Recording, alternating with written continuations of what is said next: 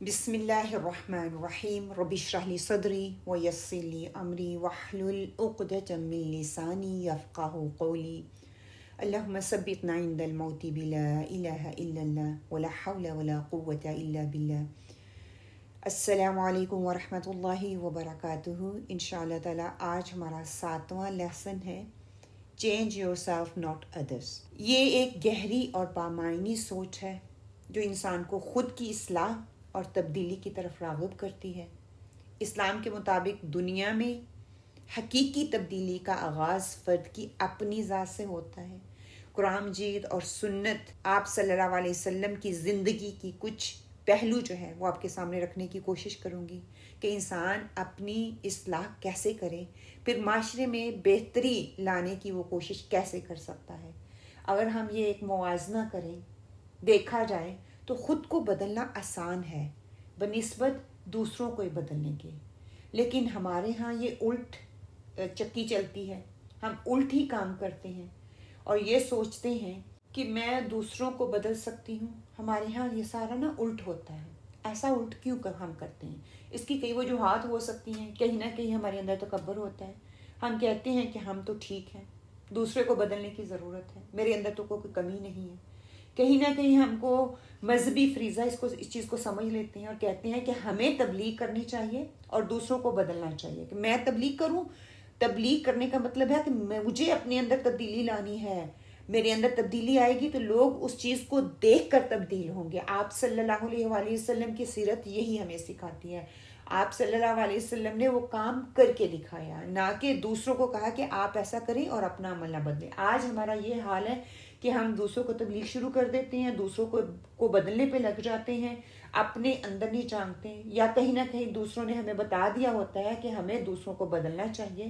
ہم اپنی ذمہ داری کو قبول نہیں کرتے اور کہتے کیا ہے کہ دوسروں کو ٹھیک ہونا چاہیے، اور نتیجہ کیا پھر نکلتا ہے کہ ہم ساری انرجی، ساری اپنی توانائی، سارا اپنا وقت دوسروں کو بدلنے پہ لگا دیتے ہیں، اور آخر کار زندگی میں بہت دیر کے بعد جا کر یہ سمجھ آتا ہے، اور شاید زندگی ہی گزر جاتی ہے اور بہت دیر ہو جاتی ہے، یا ہماری زندگی ہی ختم ہو جائے، تب احساس ہوتا ہے، تب یہ پتہ لگتا ہے کہ دوسروں کو بدلنے سے بہت آسان کام تھا کہ خود کو بدل لیا جاتا، اپنی عادتوں کو بدل لیا جاتا، اپنے طرز عمل کو بدل لیا جاتا، اپنے کردار کو اچھا بنا لیا جاتا، اپنی سوچ کو بدل لیا جاتا، اپنے نظریے کو بدل لیا جاتا۔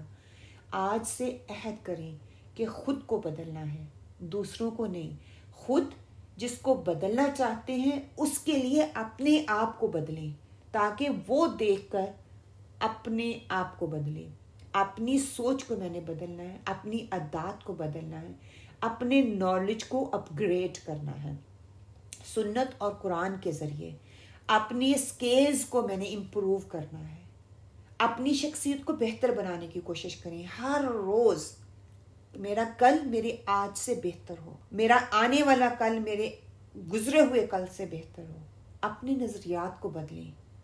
خود کو بدلنا آسان ہے بنسبت دوسروں کو بدلنے کے۔ اگر یہ بات ہمیں سمجھ آ جائے نا تو ہماری توانائیاں، ہماری انرجی وہ بچنا شروع ہو جائیں گے، یقین مانیں۔ کیونکہ ہماری بہت سی توانائی، بہت سا وقت بس اسی چیز میں گزر جاتا ہے، میں اس کو بدل دوں، میں اس کو بدل دوں، میں بچوں کو بدل دوں، میں میاں کو بدل دوں، میں ان لاؤز کو بدل دوں، میں ساس کو بدل دوں، میں اپنی نند کو بدل دوں۔ نہیں، خود کو بدلیں۔ حضرت علی رضی اللہ تعالیٰ کی وہ بات یاد کریں کہ ایک آدمی آپ کے پاس گیا اور اجازت چاہی کہ آپ اس کو اجازت دے دیں کہ وہ دوسروں کو ٹھیک کرنا چاہتا ہے، تبلیغ کرنا چاہتا ہے، دوسروں کی اصلاح کرنا چاہتا ہے۔ آپ نے بہت ہی خوبصورت الفاظ بولے، آپ نے فرمایا اجازت ہے، ایسی تبلیغ کرو کہ تمہیں بولنا نہ پڑے۔ وہی بات جو میں نے آپ سے شروع میں رکھی تھی کہ ہمیں خود کو بدلنا ہے، دوسرے دیکھ کے میرے ایکشن سے اپنے آپ کو بدلیں گے۔ وہ شخص سوچنے لگا کہ ایسے تبلیغ کیسے کی جا سکتی ہے؟ تبلیغ تو ہوتا ہی بولنے کا نام ہے، اور آج ہم نے بھی یہی سمجھ لیا ہے، تبلیغ بولنے کا نام ہے۔ آپ نے فرمایا عمل ایسا کرو کہ تمہیں دیکھنے والا خود ہی بدل جائے۔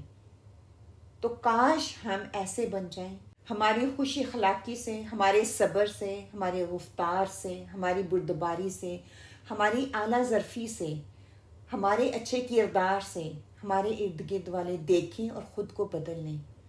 آپ بدلیں گے تو ارد گرد کی دنیا خود ہی بدلنا شروع ہو جائے گی۔ قرآن مجید ہمیں اس چیز میں کیا رہنمائی دیتا ہے؟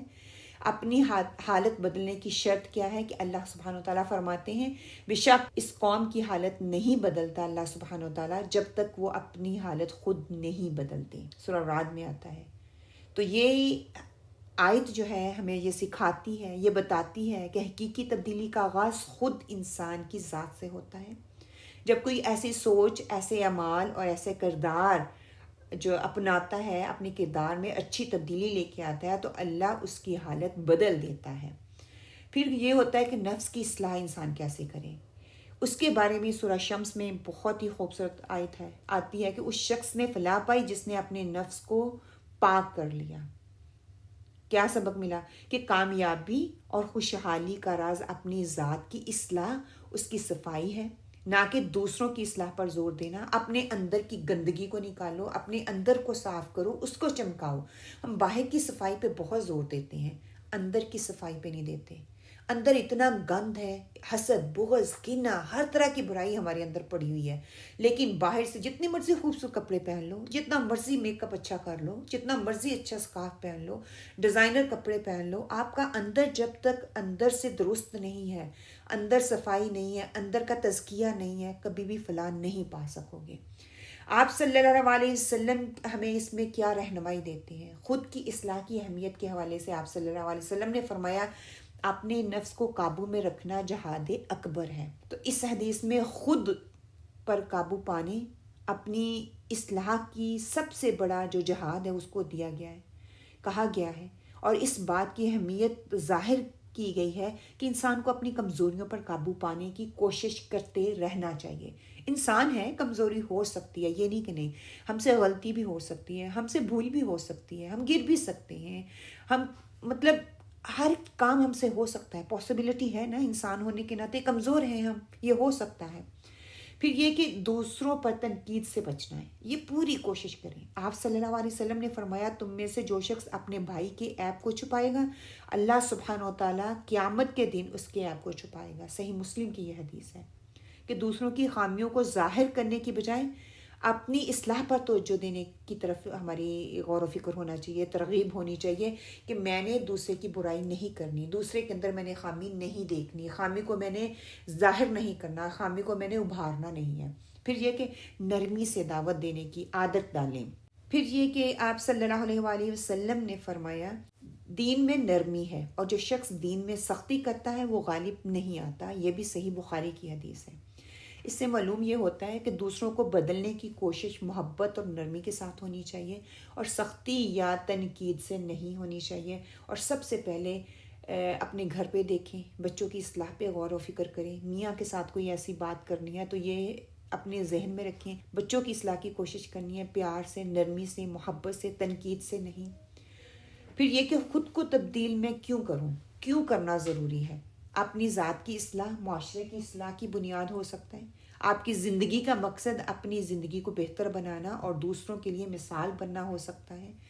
دوسروں کو بدلنے کی کوشش کے خطرات کیا ہو سکتے ہیں، نقصانات کیا ہو سکتے ہیں؟ دوسروں پر زور دینے سے رشتہ خراب ہو سکتا ہے، تنقید یا سختی سے دوسروں کے دل میں نفرت پیدا ہو سکتی ہے، دوسروں کی دل آزاری ہو سکتی ہے۔ پھر کروں کیا؟ جواب پھر وہی ہوگا، اپنی خامیوں کو پہچانیں اور ان پر کام کرنے کی کوشش کریں۔ آج اپنے آپ سے وعدہ کریں، پرومس کریں، اپنی خامیوں کو دیکھنے کی کوشش کروں گی۔ ہو سکتا ہے کہ میں اپنی خامیوں کو خود نہ پہچان سکوں، ویسے ہم سے خود سے بہتر کوئی ہمیں نہیں جانتا، پھر بھی دوسروں کو میں اجازت دوں گی کہ وہ میری خامیوں کو پہچانتے ہوئے مجھے بتا سکیں تاکہ میں اپنی اصلاح کر سکوں۔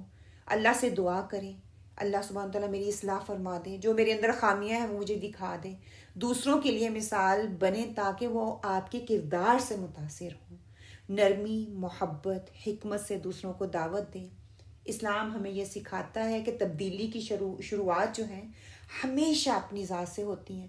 قرآن اور حدیث کے مطابق خود کی اصلاح نہ صرف دنیا میں کامیابی کا ذریعہ ہے، دوسروں کے دلوں میں محبت بڑھانے کا ذریعہ ہے، دوسروں کے ساتھ رشتوں کو بہتر کرنے کا ذریعہ ہے، بلکہ آخرت میں بھی بلند درجات کا سبب بنے گا انشاءاللہ۔ اور دوسروں کو بدلنے کی کوشش سے پہلے اپنا محاسبہ کرنا بہت ضروری ہے، اس پہ کام کرنا بہت ضروری ہے، کیونکہ ہماری شخصیت اور اعمال ہی دوسروں کے لیے بہترین دعوت ہو سکتے ہیں، اور یہ بہترین کام ہو سکتا ہے جو کہ میرے لیے اچھا ہوگا، میری دنیا کے لیے اچھا ہوگا، میری آخرت کے لیے اچھا ہوگا، میرے رشتوں کو بہتر بنانے میں اچھا ہوگا۔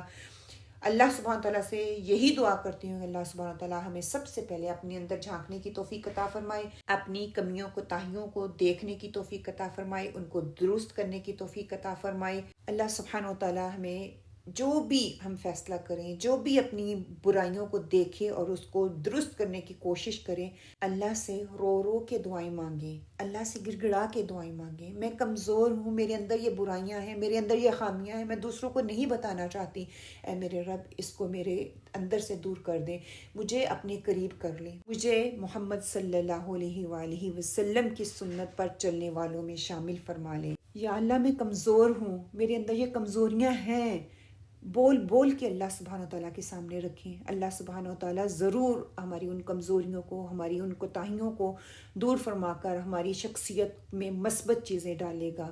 اللہ سبحانہ تعالیٰ کا وعدہ ہے، انسان اپنی اصلاح کرنا چاہتا ہے، اپنی خامیوں کو پہچان کر ان کو درست کرنا چاہتا ہے تو اللہ کا وعدہ سچا ہے اور اللہ ضرور مدد کرتا ہے۔ آپ کو اگر لگتا ہے کہ یہ کسی کے لیے فائدہ مند ہو سکتا ہے، آپ کی فیملی میں، آپ کے دوستوں میں، کہیں بھی، تو ان کے ساتھ ضرور شیئر کریں۔ ہو سکتا ہے کہ کسی ایک کے دل میں یہ بات اتر جائے اور وہ اپنی اصلاح پر غور و فکر کرنا شروع کر دے۔ اس سے نہ صرف اس کی اپنی یہاں کی زندگی، اس کے خاندان کی زندگی اور دوسروں کی زندگی میں وہ پازیٹیو رول ادا کرنے والا بن جائے، اور اس کی دنیا بھی سمجھ جائے اور اس کی آخرت بھی سمجھ جائے۔ سبحانک اللہم و بحمدک، نشہد ان لا الہ الا انت ونستغفرک ونتوب الیک، وقولوا قولی ھذا واستغفر اللہ لی ولکم، آمین اللہم آمین۔ السلام علیکم ورحمۃ اللہ وبرکاتہ۔